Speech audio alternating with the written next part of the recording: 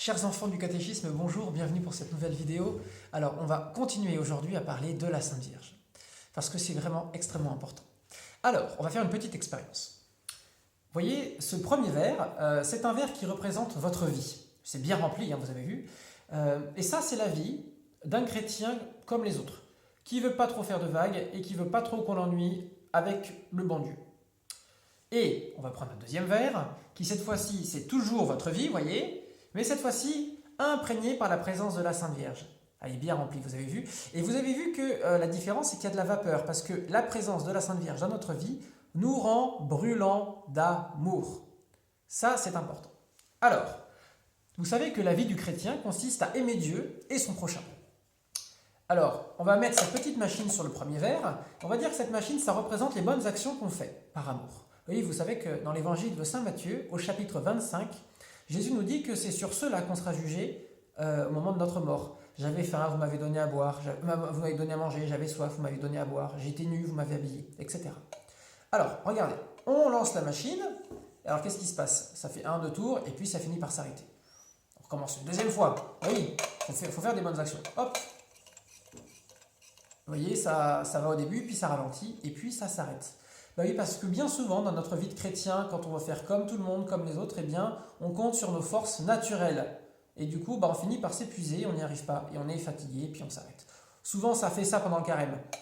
On commence très fort, et puis au bout de quelques jours, on commence à avoir un peu plus de peine, et puis à la mi-carême, on a déjà tout lâché.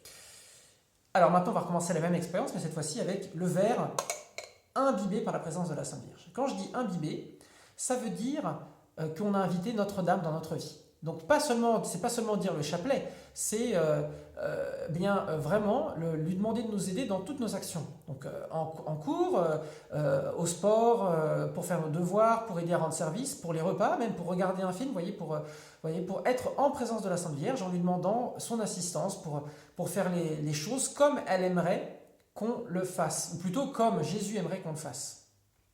Ça, c'est très important.